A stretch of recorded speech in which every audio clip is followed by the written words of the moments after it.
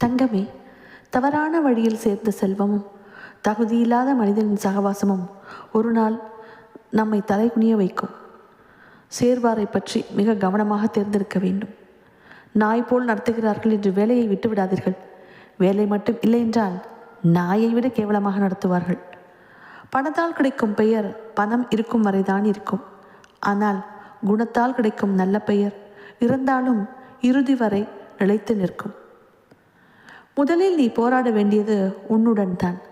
ஏனென்றால் உனக்கு நடக்கும் அனைத்திற்கும் முதல் காரணம் நீ மட்டும்தான்.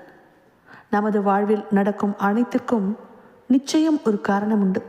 ஒன்று கிடைப்பதற்கும் ஒன்று கிடைக்காமல் தள்ளி போவதற்கும் நிச்சயம் ஒரு காரணம் இருக்கும். சிலரை சந்திப்பதற்கும் சிலரை விட்டு விலகுவதற்கும் ஒரு காரணம் இருக்கும். காரணம் இன்றி எதுவும் நடப்பதில்லை. காரணத்தை அறிய முயற்சிக்காமல் இறைவனை நம்பி நடப்பதை ஏற்றுக்கொள்ள வேண்டும்.